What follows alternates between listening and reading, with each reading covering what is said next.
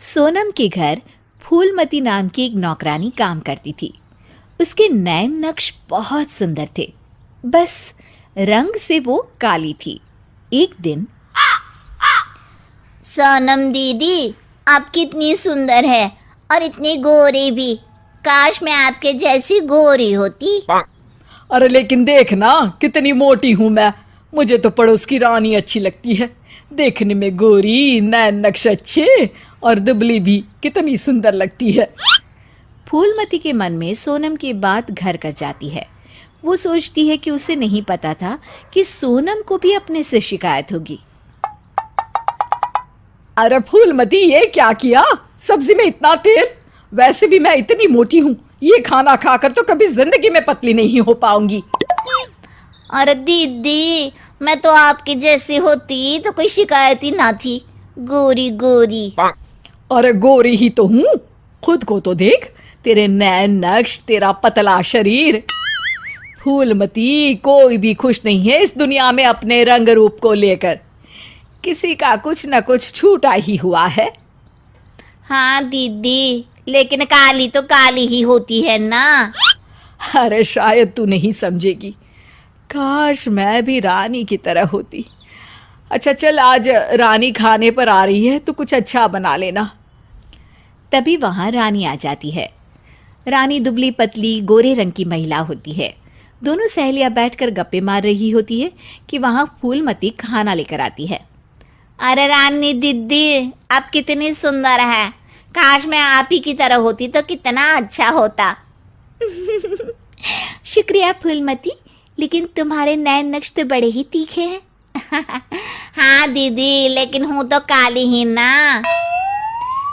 वैसे तो मैं भी वो सामने वाली वंदना को देखकर सोचती हूँ कि काश मैं उसके जैसी होती। हैं दीदी, आप भी अपने से खुश नहीं? ना ना, मैं तो बहुत खुश हूँ। बस जरा लंबाई, काश मेरी लंबाई वंदना जैसी होती तो कमाल हो जाता। फूलमती उन लोगों को खाना देकर वहां से चली जाती है। वो सोचने लगती है, अरे ये क्या, मैं तो सोच रही थी कि सोनम दीदी सबसे सुंदर है, लेकिन लगता है सोनम दीदी कुछ नहीं। अब तो मुझे वंदना से मिलना पड़ेगा। देखो तो सही कि वो क्या चीज़ है। एक दिन मौका देखकर फूलमती वंदना के घर जाती है और उसके दरवाजे की बेल बजाती है। हाँ बोलो, क्या काम है? मैं ना एक काम वाली हूँ और घरों में काम करती हूँ। क्या आपको किसी नौकरानी की ज़रूरत है? हाँ हाँ, ज़रूरत तो है, लेकिन सिर्फ झाड़ू के लिए। वो क्या है कि पोछा मैं खुद लगाती हूँ, जिससे मेरी फिगर मेंटेन रहती है। दीदी, एक बात बोलूं, आप कितनी परफेक्ट हैं। मतलब आप में तो कोई कमी ही नहीं है। सुंदर शरीर, लंबी हाइट, गोरा रंग। काश ना दीदी मैं आपके जैसी होती। शुक्रिया, लेकिन मैं भी परफेक्ट नहीं हूँ। ओह, ये क्या दीदी, आप क्या बोल रही हैं? ऊपर वाले ने तो आप में कोई कमी रखी ही नहीं है। अरे तू उस दीपिका को जानती हो ना? कैसी बात कर रही हो दीदी? वो कहानी हर घर की हीरोइन ना? हाँ हाँ वही।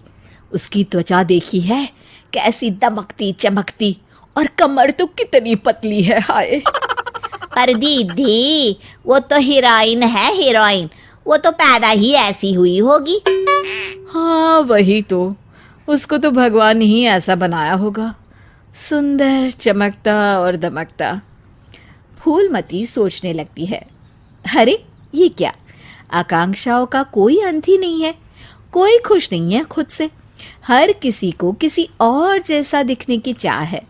अब तो किसी ना किसी तरह दीपिका से मिलने जाना होगा, लेकिन कैसे? फूलमती एक दिन दीपिका के घर जाती है, जहां उसका बॉडीगार्ड दरवाजा खोलता है।